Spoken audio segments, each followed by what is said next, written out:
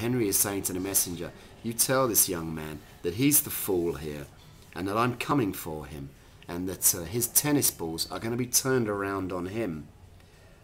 For that I have laid by my majesty and plodded like a man for working days. And then Henry, a master of the speech, looking again at his nobles, and a very dramatic scene on a Shakespearean stage, set up one man with a backdrop of a group of very powerful other men looking at him intently, close to him, studying him to know whether they can trust him and give their lives to him. And then he says, I have laid by my majesty for this cause. In other words, as a man, not just as a king, I will fight this fight, and plodded like a man for working days. It's like saying, yes, I am the king, but I can also be, just like anybody else. I know the value of hard work. Plod is a very mundane, ordinary, but kind of noble verb. It means like hard work is valued. And of course, we later know before Agincourt, Henry develops this metaphor even further when he says that the men who fight with him on that morning will be like him. And he says that they will all be the same. But then all of a sudden, something dazzling and glamorous. But I will rise there with so full a glory that I will dazzle all the eyes of France, yea, strike the Dauphin blind to look upon us. And then we remember that he's a king again, and the diction soars and the metaphor becomes all expansive, and we realize that this man is now not just showing his nobles empathy with them, and empathy with the ordinary man, that he can be like one of them. He's also, having done that and got their empathy, he's now showing them, but yes, I am the king and I will shine. And it's almost like a religious image. It's almost like the image of a warrior king, like the kings who used to go on crusades, rising with so full of glory. Glory is a word rich with religious connotations. And I will dazzle all the eyes of France. Yes, strike the Dauphin blind to look on us.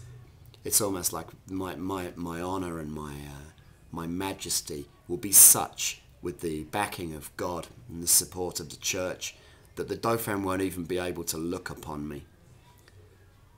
Until the present prince, a little bit of alliteration thrown in there. This really is a kind of a mock return. Pleasant, of course, means gentle and nice. But of course, Henry's not doing that anymore. He's angry with the prince now, and this reflects his anger.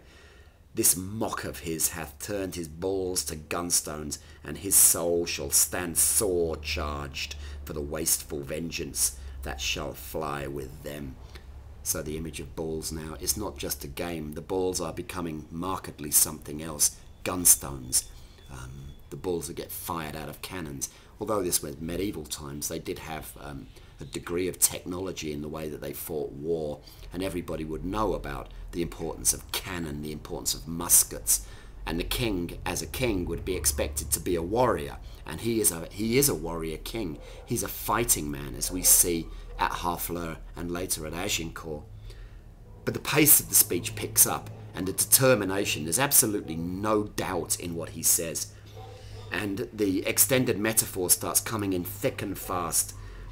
Many a thousand widows shall this his mock out of their dear husbands. The repetition of the word mock as a noun and then as a verb. Very peculiar, very interesting use of diction in this particular line.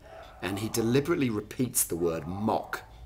It's almost like he's reminding the Dauphin that you started this, but I'm going to finish it. And he uses the word mock 4, 5, maybe even 6 times in the space of 3 or 4 lines between 280 and 286 or 7. And he makes it very personal. He realizes, just like his own army, he's responsible for soldiers, but that these soldiers are men. They are people's sons, they are people's husbands, they are people's brothers. And for the French, the same. It's like he's reminding the Dauphin of his responsibility. Because in fact, the way that Shakespeare paints this play, the Dauphin is the foolish young man, and in fact not Henry, who proves himself at every turn to be the perfect example of a medieval king. Now you've got to remember also, as a little bit of social and political context, Shakespeare wrote this play at a time when the old queen was dying, and many people were very worried about what was coming next. So he's reminding England of what a truly patriotic, decent, successful king can be like and can achieve. And it should also be mentioned, maybe the reference to the movie of this film, the first one made in 1940, at a time of darkness and despair for the British people.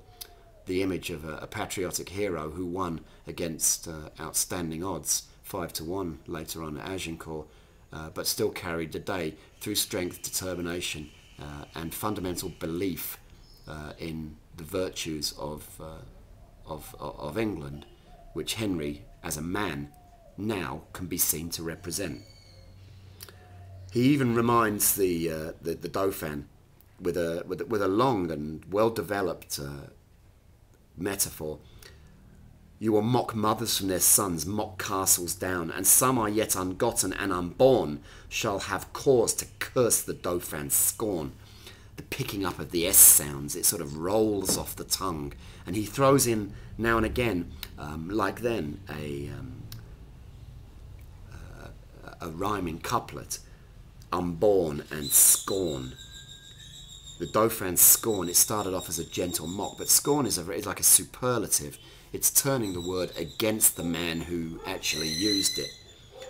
But then this lies all within the will of God, to whom I do appeal, and in whose name tell you the Dauphin I am coming on, to venge me as I may, to put forth my rightful hand in a well-hallowed cause. And of course, dramatically, the king would probably raise his right hand, the hand of God, the right-hand side, the hand of justice and of decency. And his tone drops slightly, because of course he is talking to a messenger, and a messenger would be duly terrified or very impressed by this speech that the king is making. And Shakespeare uses all of the techniques which were available to him to ensure that it's a very successful and very memorable one. But then he remembers where he is. Tell the Dauphin, get you hence in peace, you are the messenger. So it's almost like he's in complete control of himself. He can go through the motions, through the gears, and yet when he needs to, he can bring it right down. So tell the Dauphin, his jest will savour but of shallow wit, when thousands weep more than did laugh at it. And it's like a knowing response. Tell him that. And also, of course, implicit is, and tell him the way that I delivered this speech. You tell him who he's messing with and who's coming for him. And then, as a man in control of affairs, convey them with safe conduct and fare you well. Now, most of this scene, virtually all of it in fact, is delivered by Henry himself, and this is a very significant point. None of the other men have been allowed to talk, not even the messenger. The messenger said his bit at the beginning. But this is all Henry. This is almost like something he's pre-prepared, the sense that he knew that he would have to impress these men at some time. And so Shakespeare gives him the tools to impress them. The tone is kingly. The tone, the ambience is of a man in control. A man angry, but at the same time a man who can control his anger, control his rage. Somebody who has control of his destiny and knows that it is his destiny to be the King of France as well as the King of England.